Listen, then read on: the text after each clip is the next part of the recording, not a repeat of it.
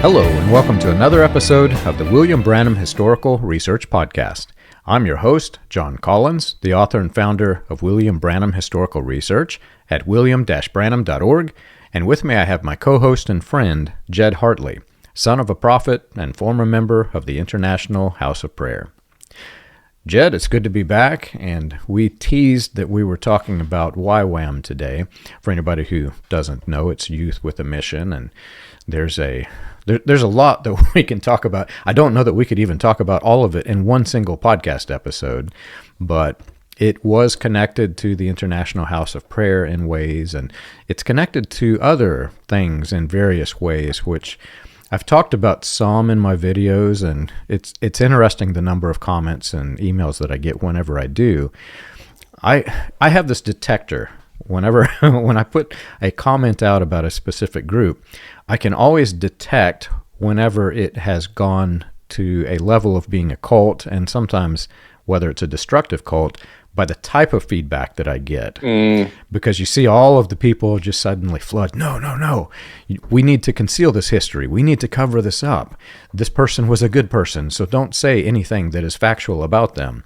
Usually there's something wrong here, and I have to say that, I'm not going to outright call it a cult, but I will say that many of the comments that I get about YWAM are very, very interesting. Yeah. Well, and we might need to update your bio of me, because former member of the International House of Prayer, I also was a former member of YWAM for quite a few years, as was a lot of people, because as we will get into, YWAM is incredibly broad, and it's not like these other churches where it's one centralized location. It really was like a franchise, is the only way that I can kind of put it, is that it is and continues to be one of the most prominent evangelical or charismatic evangelistic missions movements that I'm aware of. Certainly that that YWAM was the most prominent. If you think about missionaries and especially the charismatic world raising up ministry or missionaries, you think of YWAM. There's so much history there too.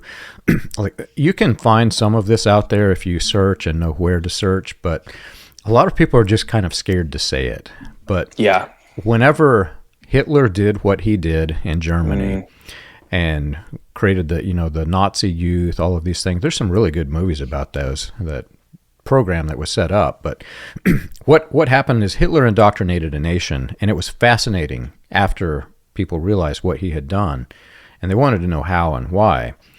And there are some research articles out there. I'm working with another guy who is sending me some really good stuff that I'm still processing, but it seems the evangelicals wanted to replicate what was happening there, but use it for purposes of good in their mind, right? So they're creating youth programs, and if Hitler can sway the nation towards Nazism, maybe we can sway it towards Christianity.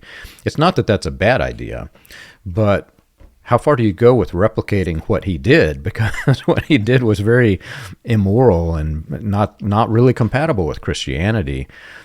And the timing of it is interesting. Whenever the guy first sent me all of the information that he had on, these connections, their weird connections, I kind of discredited, because no, I'm not going to connect YWAM to Hitler. That's probably a bad idea. I'm probably going to get a lot of negative feedback, more than I'm getting.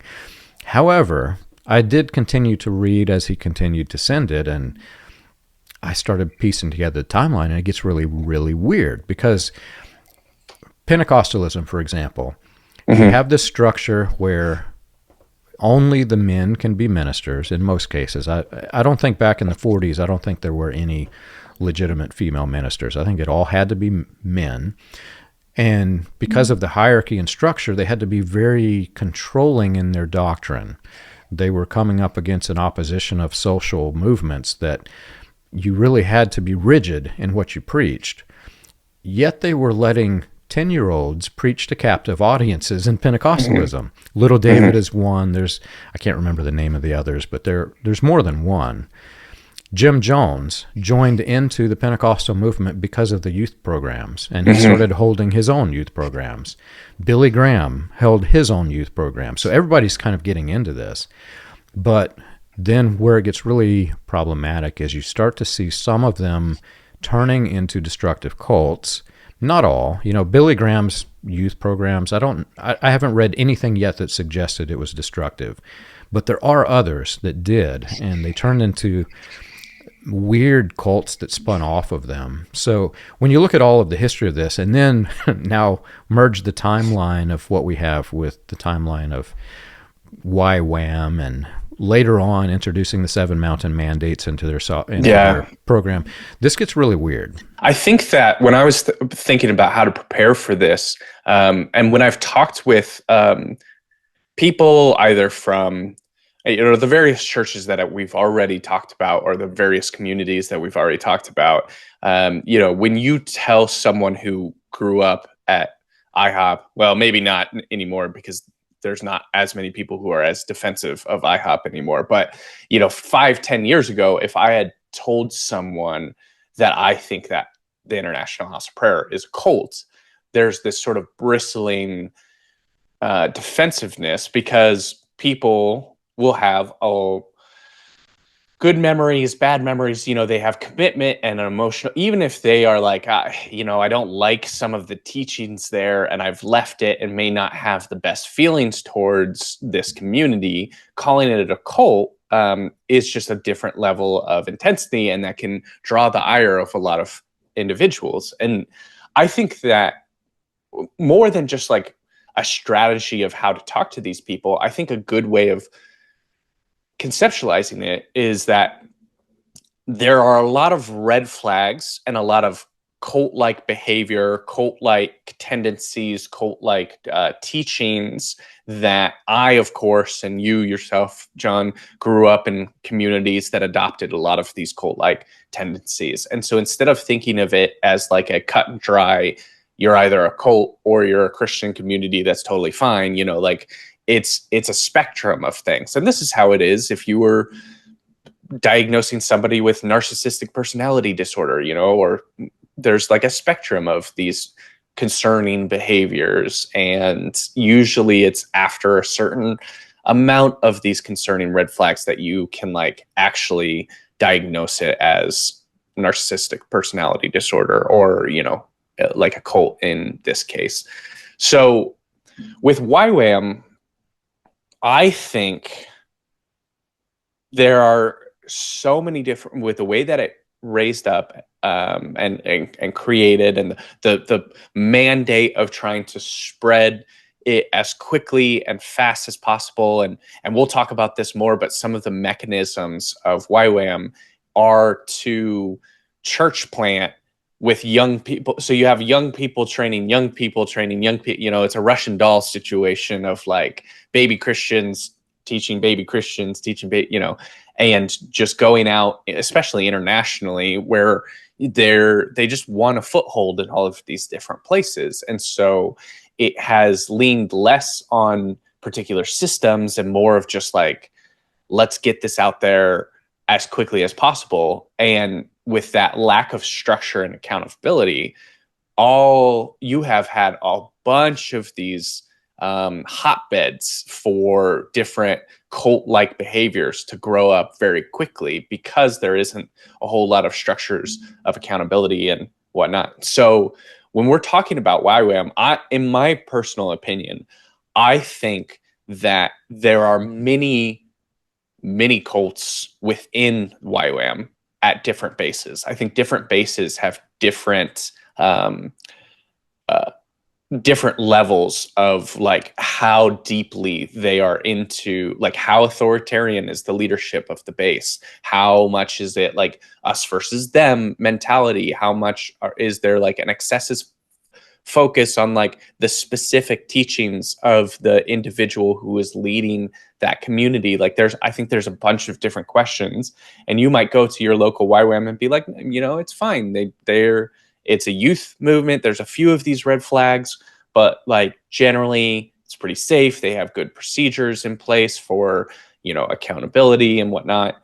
and then you might go to another one and realize like this is a full-fledged cult. This is just, you know, people on the base are being controlled in every way possible, and it's hard to talk about. Like I have so many friends that I still like really respect and admire who were either in YWAM or are still in YWAM. And like, I know that there will probably be some backlash of speaking up against some of the cult-like behaviors in YWAM, because like there's a lot of people who really hold YWAM sacred to this day, and who are good, you know, good friends of mine. But the reality is that, yeah, there's just too many red flags. The way that it was created, the way that it continues to exist. Like there's just a lot of things that frankly need to be addressed for it to be considered. Like if someone was asking me, hey, my son or daughter is going to join this YWAM base, I would be like, I would want them to pause and think about it, because there's just a lot. I'm not saying it's not like IHOP where I'm like, shut the whole thing down. If anyone's going to IHOP, I'm like, no, it's just not great. Like there was extreme abuse going on behind the scenes, and this thing needs to be, you know, shut down. I don't have that level of conviction with YWAM, but I certainly have all of these red flags that give me significant pause. But yeah, tell me more about how your research on how it kind of like was formed and some of those questionable. Yeah, the interesting part of this is, like I said, it bears so many striking similarities to all of the other groups. And I don't, you know, you can't say that it drew upon direct descendants from Branhamism or anything like this, but it's happening at the same time as a parallel universe that's being created for some similarities in strategic purpose. I think that's the best way that I would say this. And they're drawing upon many of the same influences, which as a society for its era, I think would be common, widespread. Like Billy Graham, his Billy Graham Youth for Christ, I think it's called, whatever his group was called, they also bore many striking similarities, but it all really comes down to the structure and agenda. The structure is we want children to help other children learn, grow, become like us. And again, I'm not going to use the reference too much, but I'll bring it up one more time. It's very much like the Hitler Youth. The Hitler Youth program was established in that same way. Let the children indoctrinate the other children. And for me, that's where the line gets really fuzzy, because there's no way to stop it. There was a level of indoctrination. There had to be, because you're kids teaching kids. And like you said, you can't really apply the same level of criticism across the board because they're kids teaching kids. There were obviously some adults who were kind of mentoring and guiding and overseeing to some extent, but adults can't control what kids say when they're out of the adult's ear. That's how children work, man. So you can't really control where this goes. That's why actually the Hitler Youth programs were so popular and so powerful. They were able to indoctrinate in ways that Hitler himself never could. And that structure, just in hindsight, the structure is it's concerning. I think that's the way that I'll put it. But as far as cult or not cult, you can't apply it to across the board. However, my wife uses the term high demand group. And I have had, I can't remember when this was. It was a few months back, but we had a lady who had escaped YWAM. She was saying many things that she brought up as clear signs that her group was probably destructive, or at least was withholding information that it shouldn't have. I can't remember if she used the word cult or not, but what she was describing essentially was a very high demand group. And that label can be used on a cult. A cult can be a high demand group, and it can demand your emotions and sometimes your physical activities, your time, your money. It can be very demanding when you're in one. Well, the time and the physical activity, many people overlook in a cult. So whenever we published her story, it came out on one of our Story Fridays, I watched some of the feedback from other people who were in YWAM from different regions. And they would completely deny or reject some of the things that she actually literally experienced, because in their part of the world, in their little group, the flow of influence was slightly different. So their experience was different. And so while one group may have cult-like tendencies, the other one may not, but that's the nature of it. You look at, again, look at the Hitler Youth programs. Some of them turned into military forces, and they were supplying their military with these people. Other groups, I mean, the way that it works, children are indoctrinating children. So Right. the way it works, you can't control the outcome of the whole thing. But while that's, as far as labeling it a destructive cult, that's in its favor, it's also very scary, man, because it's like a train going down the tracks with no rails. Where's this thing headed, Yeah, absolutely. Yeah, there isn't this sort of like clear doctrine of what the goal is. I mean, the goal is very, very broad.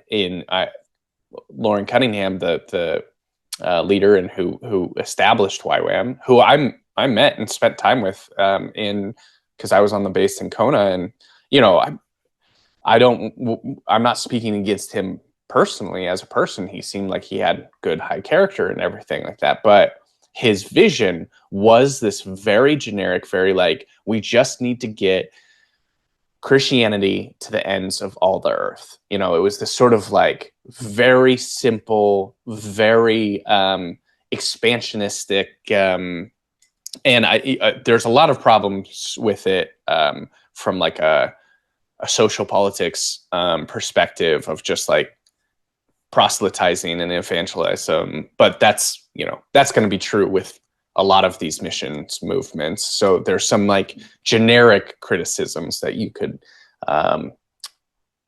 put towards YWAM, but you could also put that towards really any missions movement that's going on. But specifically, I think that it was so intense on just like, we need to get there.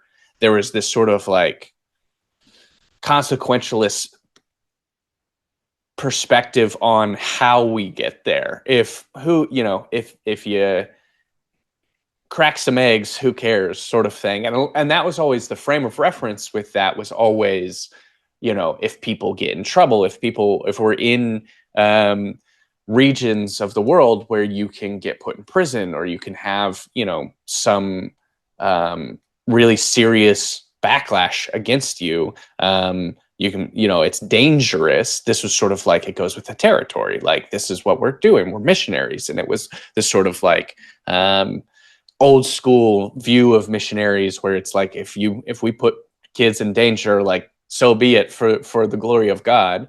And again, I understand, if you really believe in the mission, I understand why people do that and want to be a part of that.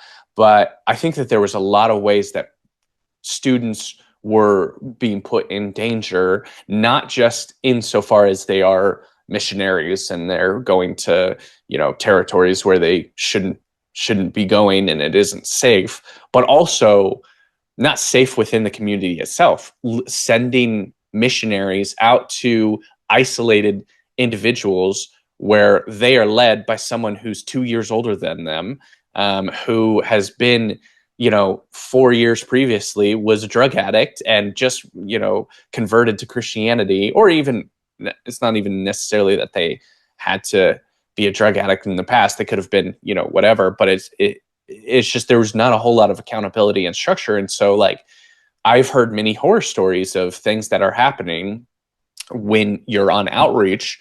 You're just kind of out there by yourself, and you gotta really trust the group that you're with. And some groups were really trustworthy, some great individuals, others not so much, and especially because they were holding a lot of these really problematic beliefs, similar to like the Bethel and IHOP views on like prophecy and spiritual manifestations. Not all of YWAM is like this, but like there are definitely sects or subsects of YWAM that are hyper spiritual, where there is prophecy. So like, let's say that you're on a missions movement, you're in rural, Uganda, and you have someone within your community of like 10, 20 something year olds who are doing this mission movement in Uganda, the leader of the group, who's some 24-year-old, believes that he's starting to get prophecies about things that he ought to do in that group, and crosses sexual boundaries, crosses boundaries of like just putting people in danger for no good reason, having really intense expectations of like, we are going to fast, we are going to pray, we are going to get up at 6 a.m. and go to bed at 1 a.m. because we're going to be interceding for this nation. The sort of radicalism that is launched through YWAM can be extremely terrifying and dangerous. And I've definitely seen some of these, like, this is not just me fictionalizing horror stories. Like, there are a lot of different indications. I personally know individuals who have experienced to some degree this level of like, I was just out there on my own, suddenly under the leadership of someone who had really leaned into a lot of these latter rain belief systems that are dangerous in non-isolated communities, to then be in a very isolated community where you have very little contact with your friends and family. You have very little contact with like your home church. You have very little interaction with people who even speak your language. And just to back up a little bit and to give, for people who don't know what YWAM is and how it's structured, a quick overview is that they basically have outreach programs, which are, I might be forgetting the time period, but they're very short. It's like you go to a base. So like Kona, Hawaii is the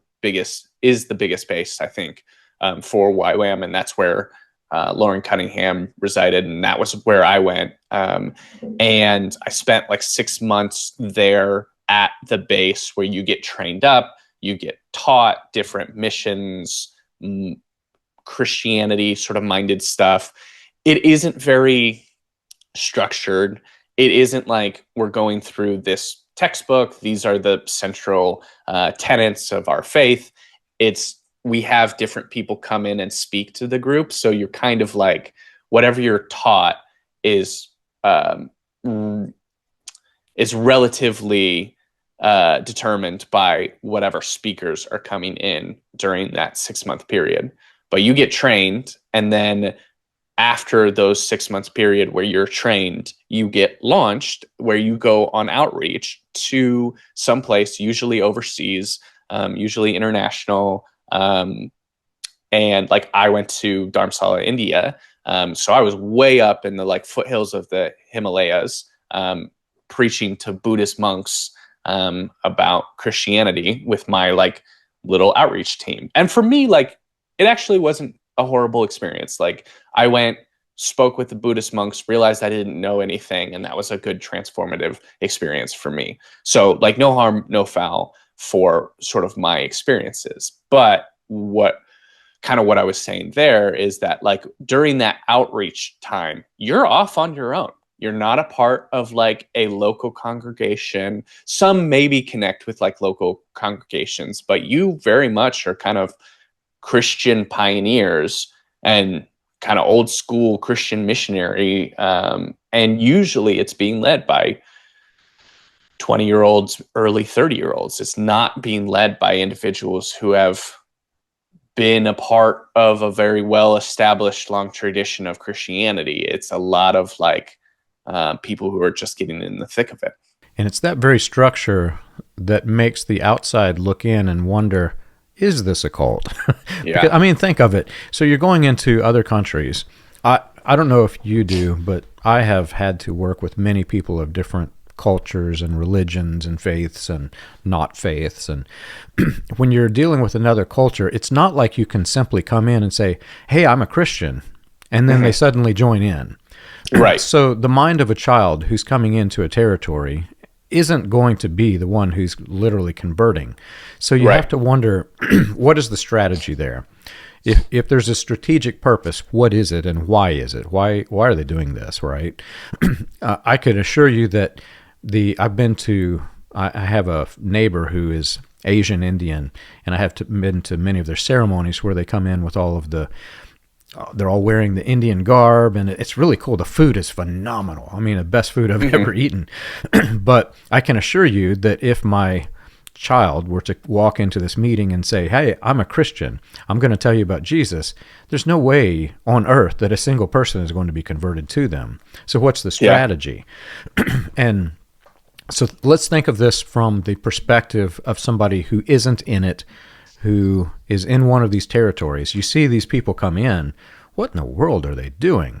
And so any government who has any sense is going to look and see what is their agenda, who are these people, what are they doing in our territory, and they go find things like, you may not know this history, but the YWAM group is connected to the Fellowship Foundation, the family, which is connected to Branhamism. So I guess there is a flow of connection there. But one of the most infamous things that is in the history of the family, the Fellowship Foundation, is this house on C Street where they were having senators were coming there, and they were having all kinds of sexual parties and things happening in this house. And the family was apparently allegedly helping to cover this up. Hillary Clinton visited the C Street house. Michael Jackson visited the C Street house. Senators after senator, congressman, etc. And they're going to this house where it is openly known that there are sexual activities in this house. So this turned into an infamous house. That house was owned by YWAM and was transferred over to the family. Wow. So a foreign nation who sees that, wait a minute, this is connected to the family. Those are the people that are trying to control and influence Washington through this weird cult that exists in Washington, D.C., influencing the senators. You mean that's connected here? And so, although it's conspiracy theory, there are no proven links. They can easily read the same newspapers that I did and find this. Sure. So you see these people moving into a territory, and then the next thing you see is, wait a minute, they're all kids. There aren't enough adults to have an intellectual conversation that is persuasive enough to convert the region into Christianity. So then you're thinking, well, why are they doing this? Are they planning to grow a commune here and set up a compound? That's the next thought that's logically going to come in your head, and maybe they have. I don't know. But as an outsider looking in, these are the questions that they would be asking. And for that reason, people who are in the United States who aren't in this group and who are skeptically looking at it from the outside, it's the same thoughts that's going through their head. What are they doing and why? This doesn't make any sense. Yeah. If there's a strategy here, it's not a good one. So there must be something ongoing behind the scenes. And I think that's why there are so many conspiracy theories about YWAM. What is happening? What is going on behind the scenes? Whether there is or not, the structure itself raises all of these questions. Yeah, totally. And in my personal opinion, I think that it's a great example of there's a lot of times where people have conspiracies about someone behind the scenes who is orchestrating a lot of stuff. And I think that YWAM is a good example of not an instance in which there is someone who's pulling strings behind the scene, but just this sort of when you have an individual who has a great and very grandiose vision, and then a lot of other individuals sort of latch onto that vision, there can be this sort of shotgun situation where everybody's just doing everything and they're all riding the momentum.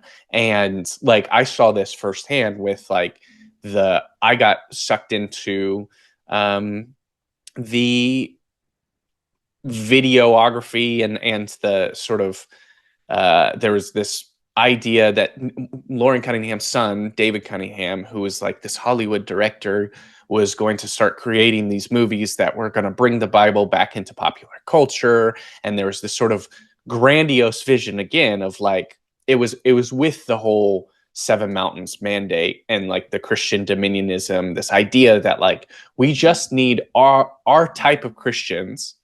That's not explicitly said, but it's we need Christians in all spheres of society when you step back and you're like, okay, Christians already are in all spheres of society, especially in Western culture, and have been since like the Renaissance era. Like, Western culture has always been determined by Christian and Catholic movements. Like, that's just the history of Western civilization. So when you ask the question of like, well, what do you mean get Christians in every aspect of culture?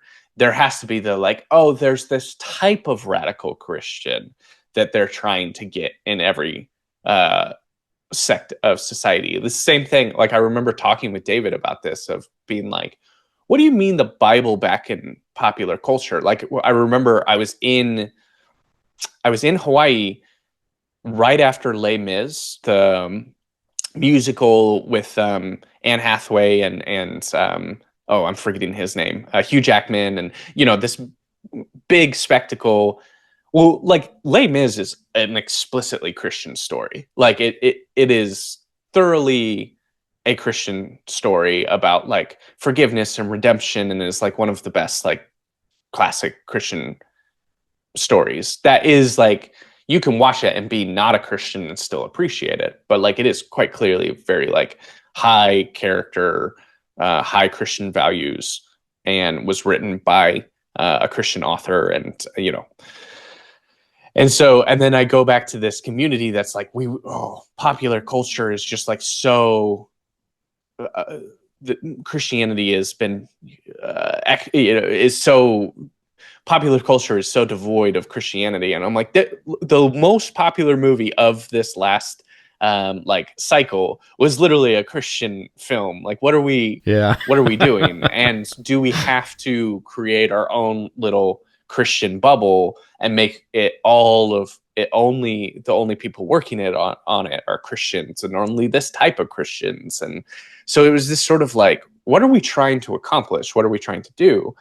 And again, I don't think that there was like, I don't think David or Lauren Cunningham were behind the scenes being like, we're going to make a bunch of money by pulling these people in, or we're going to have these sort of like political strings that we are going to be pulling at this point. I think they just had this general vision of like, it's good to get our message out. It's good to get our message out in every way that we can. And David was like, oh, I want to do that as a filmmaker. And a lot of people sort of rallied behind it. And it was just this sort of like all vision, no plan, just total shotgun of like, you have the grand architect, but you don't have any of the like building structure. So it's like, well, let's just put things together and hope that it kind of cobbles up. And anybody who's been in YWAM would 100%, even people who are the biggest defenders of YWAM, would know what I'm talking about right now, because it's totally a leap before you look situation where everybody's just like, catch the vision, go, think later. And when it's all 20-year-olds who are doing it, it kind of, I don't want to say works, because it doesn't work. And there's a lot of people who are left like holding the bags. And like when disaster strikes, like I don't know how they handled COVID. I don't know how they did these situations when like problems arise.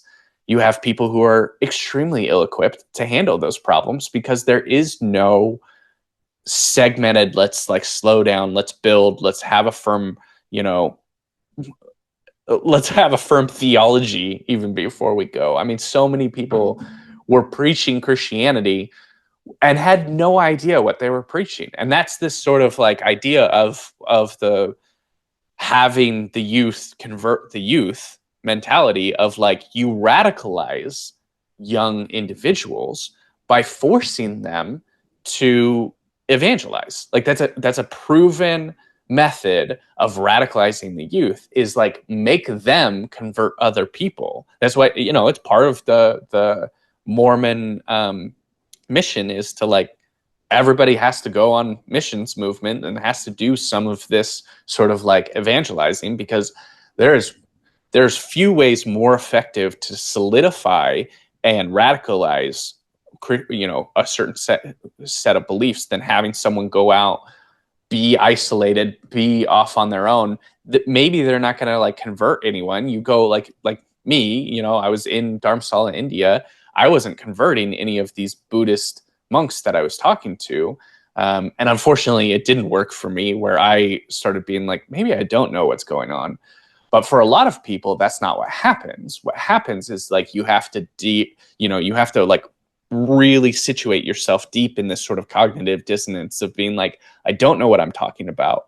But if I preach with more conviction, I'll feel like I'm knowing what I'm talking about. And then I'll preach with more conviction. And then I'll feel like, it's just this cycle of like reaffirming these things that you don't even know you believe, but you have to sort of make it salient and make it like solidified as soon as you speak it out loud. And it's a very proven way of radicalizing a lot of young individuals. Have you ever wondered how the Pentecostal movement started, or how the progression of modern Pentecostalism transitioned through the latter rain, charismatic, and other fringe movements into the New Apostolic Reformation? You can learn this and more on William Branham Historical Research's website, william-branham.org. On the books page of the website, you can find the compiled research of John Collins, Charles Paisley, Stephen Montgomery, John McKinnon, and others, with links to the paper, audio, and digital versions of each book.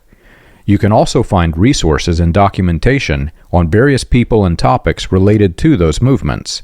If you want to contribute to the cause, you can support the podcast by clicking the Contribute button at the top. And as always, be sure to like and subscribe to the audio or video version that you're listening to or watching. On behalf of William Branham Historical Research, we want to thank you for your support. So very few times on here do I give my opinion, but today I think I'm going to give my opinion because we'll never know all the answers. There are some things that you will just never know the answer to because we weren't there. And interestingly enough, the people who created these sort of things, a lot of times they don't really have the answers. They just had some grandiose vision and move forward with it. That's funny how that works, but that's usually how that works. But so here in Jeffersonville, this is the Mecca of the Branham cult. And here at the Mecca, there is a multi-million-dollar building not far from my house where they, for years and years, I guess they're still printing them, but for years and years, they had all of these printing presses from like the 1950s. And they had this massive staff that was printing, boxing, translating, printing, boxing, translating, and shipping crates and crates of this printed material overseas to quote-unquote spread the gospel. And in fact, they were spreading Branhamism. I never stopped and thought about it. I just looked at it in awe. Wow, this is great. They're doing God's work. And after leaving, there came a point in which my website and communications went global, and I started getting people who were escaping in other countries. Some of those people escaped in the destination regions where these crates of books and materials were sent. And they said, John, it's really weird. There's all these books and materials, but there are crates and crates and crates that are just full. They're not spreading them as fast as they're sending them. And so I did a little bit of research, and the first thing I found that hit me, the first and largest initiative to spread the quote-unquote gospel of William Branham was in the Spanish-speaking regions. And yet it was at that point almost 50 years, not all of the sermons had been translated to Spanish. And I'm like, what on earth? Why not? They've had 50 years to do this, and they have Spanish-speaking staff who that's their job. Why on earth have they not done this? And why are the crates sitting there? And then the businessman in me kicked in, and I slapped myself up the back of my head thinking, oh my gosh, the whole business strategy, none of it makes sense. Because you wouldn't print them here and ship them there. You would print them there, and you would have much less cost. You've already got the cult following in the other countries, right? If I'm printing in India, at that time I knew the math. I can't remember what it was, but they could have reduced their costs by probably 40%, maybe 50%, just by printing in the destination regions. And that's that's in the areas that are more civilized. You could go to other regions and people would do it for free. It's kind of odd. But the whole business model didn't make sense. And then it finally clicked. Every single person who comes here to Branham Mecca who sees this operation is thinking, glory to God, this thing's going on, Yeah, and we're yeah. spreading it. There is more money to be made by having that structure there so people could come see this moving, see that they're part of a bigger thing. And then somebody gave me and instructed me that I had to read the book Propaganda. How does propaganda work? I recommend, if you've been in a cult, I recommend you read Propaganda because it is mind-blowing. You'll understand how you can achieve mass psychology, get people to start thinking in a different way. All of this makes sense when you look at it. So as it applies to YWAM, here's this whole structure, none of which makes any sense. Not absolutely from start to finish, none of it makes sense. Yeah. But now look, don't think of it as a single entity cult. Remember the New Apostolic Reformation, there's all of these networks, these apostolic networks that comprise the entire global NAR. All you have to do is bring this into some sort of convention. Look at this global work that's happening. It's the same as the printing presses and the message. Here's this thing that's happening. We want to be part of this thing that's happening. Come sponsor this thing that's happening. Even if the thing produces no fruit at all outside of the United States, everybody who sees this kind of thing taking off in these meetings, they're thinking, wow, I'm part of a bigger thing. I'm going to continue being part of the bigger thing. I'm going to contribute to this bigger thing. So it is my opinion, and you can take it or leave it. I could be completely wrong with my opinion, but it's my opinion that the entire entity is more powerful just for the simple fact that it exists. Not that it's doing any good, not that the strategy makes sense, but the fact that it exists serves a purpose. Yeah, that's a very, very astute analysis, and certainly, that is what's going on when you see these missions movements. I mean, the YWAM is fueled by home churches. Like that's how they make any of their money. The YWAM training itself isn't terribly expensive, but it isn't cheap either. So you have to go to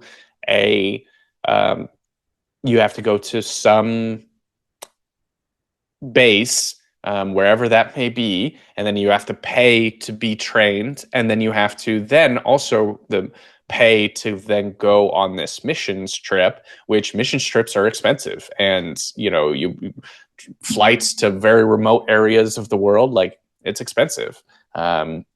And typically everybody in YWAM is poor. Everybody in YWAM, I mean, they're typically 20-year-olds who have not gone into a career, so they don't have built up money from a career, so they're either being sponsored by their parents or their home churches. That's a huge thing of if you have your small sort of Christian sort of mainline church that is in your small town, rural town, and they want to be involved in they can't themselves send out missionaries. They don't have the resources or connections for that. But they're well, if we send these 5 different young adults to a YWAM base and then they're launched, we're sort of fueling the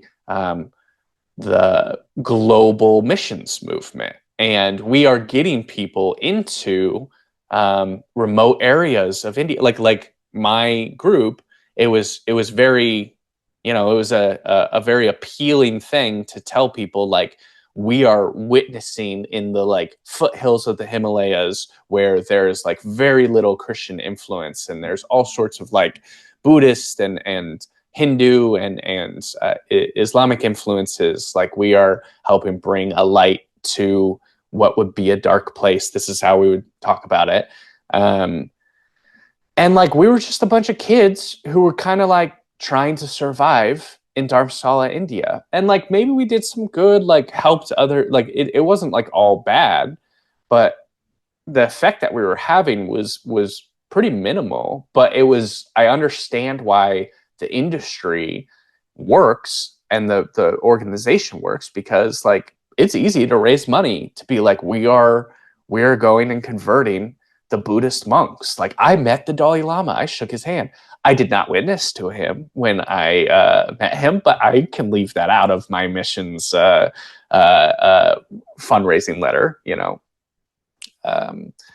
And yeah, it's, for lack of a better word, it's sexy to be involved in these like grand, oh, we're gonna reach every corner and of society through these big missions movement. And you can see how a lot of these, like, both when it comes to like money and when it comes to like young passion and zeal, you can understand why like something like YWAM has huge like connections all across the world. I mean, if you look even in the most random places, like just think of, you know, if you're listening to this, think of some random city, the most obscure city you can think of in some random, you know, country, and then go and Google Maps and see if there's a YWAM base nearby. And like chances are there's going to be a YWAM base that's like maybe a couple hours away, you know, in all of these different countries and these random places. Like YWAM has like definitely gotten around everywhere. And I think one thing that we really have to talk about in this is like the dangers of Christian Dominionism. And like I remember being in YWAM and trying to defend Lauren Cunningham against, you know, accusations of Christian Dominionism, and being like, I don't know if I really can defend it, because he was one of the individuals who like championed what is now becoming what is like super nationalistic, super scary Christian dominionism that is going on in the United States right now. I mean, he was part of pushing that Seven Mountains mandate, and very like using very like militaristic language of like, to just give a brief summary, this Seven Mountains mandate, which has been championed by like Lauren Cunningham, Bill Bright, Lance Wallnow, a lot of different individuals, which we talked about Lance last time, and his phony PhD, you know, like there's a lot of different individuals who have kind of like championed this seven spheres or seven mountains or seven molehills of society, where it's basically like, we need to get Christians in to each one of these things. And like, I saw the manifestations of that. I was in a backdoor, and this is where I do think people's conspiracy theories about what's going on in Christianity, this is where it is. Like, there explicitly is a group of individuals who are coming up with schemes behind the scenes to make sure that their group of people have the most influence as possible within the United States. Like, that's not like, that is just explicitly what is happening. And I remember going to, because I was with my dad, and my dad would travel and speak to these different individuals, speak to Lauren Cunningham, speak to Bill Johnson, and we would have like these behind the scenes meetings where I would see all of these individuals like scheming about how they're going to take over the United States. And like, I'm not being dramatic. That's exactly what was happening. It was, you know, obviously couched in very spiritual language, so it didn't feel like that. But there is a state senator in California who I met with. I'm forgetting what her name is right now. But we met with her and Cheon, who's the leader of a church in Pasadena. And behind the scenes, this was in like 2010, but we went to a restaurant, and there was like a backroom restaurant that like she came in the back way, and it was like they clearly were like wanting to not be seen together in this restaurant, which I thought was super weird because I had no idea what was going on. And so we all kind of met like we were celebrities, you know, and like the paparazzi would be following us and stuff in this back door, you know, or this back room of this restaurant. And for like an hour and a half, we talked about the gay agenda in California, and how like the gays were trying to get a hold of all of like government and push their agenda. And it was one of the first moments where I just like sat back and I was like, isn't that what we're doing? Like, are we not projecting onto them? Like, because we're talking about, we need to get everyone who's gay out of leadership. And it was very specific. It was like, all of these gays, and I'm speaking very offensively, so I apologize for that, but I am just rehashing the language that was spoken in that. But all of these different politicians who either supported the gay agenda or who were gay themselves, we needed to make sure that they were ousted from government positions, and we needed to make sure that everybody who is Christian, in, again, not just Christian, but this type of Christian, were placed within the group leadership. And it was really weird because I had been a part of YWAM, and it was this sort of like, I was seeing the nasty underbelly of Christian Dominionism, of it being like, this is just a plot to take over the United States. Like, this is a plot to turn the United States into a radical sort of latter rain style theocracy, not like just a generic Christian theocracy, because like Christians who believed gay marriage was fine, they didn't count as Christians. Christians who like supported, were pro-choice, those weren't Christians. Christians who were like, said that there was multiple ways that you could kind of be saved, or that were against hell, like whatever it was, those weren't Christians. So it was like this specific type of Christianity that they were trying to get their people, including me, like I was a part of that group. Like that was the plan. It's like, how do we take over all of these different spheres of society? And as much as like people really like Lauren and he was more understanding of cultures than these other leaders, he was more appreciative of people who were different than him. Like, I definitely think that that's true. He also was like absolutely peddling some extremely dangerous Christian dominionist rhetoric, and to a bunch of Russian doll youth missionaries who had just, like I said earlier, baby Christians teaching baby Christians, catching the zeal of Christian dominionism, which is 100% led to like, there is a huge outbreak of like young men who are like, frankly, neo-Nazi Christian nationalists. And that's just like very much a thing that is happening right now. And like, I don't think people are aware of how much like YWAM and the Latter Rain movement really fostered that sort of environment that created these people. The historian and researcher in me is just dying to dig deeper in exactly what you said. So maybe we'll put that off for the next episode, because we're almost nearing an hour here. But one thing that you said, I can't help but laugh anytime I hear it. Whenever I hear the term the gay agenda, I'm like, do you guys know what agenda means and how agendas work? Right. And I had one person who started emailing me whenever I said something similar. And they said, yes, but the stories in Hollywood, they have now written in people who are homosexual. And I'm like, they're writers and they write about what's happening in the world. They're also writing, I love a good murder mystery. They're writing about murderers, but you don't hear the outcry of the murderer agenda, right? Mm-hmm. It's a story, guys. It's a story. Come on. But I understand where it's coming from. But to end this properly, again, picture the nation where suddenly you have this group of people, and I'm glad you brought up the Seven Mountain Mandate in this episode because it helps me end it.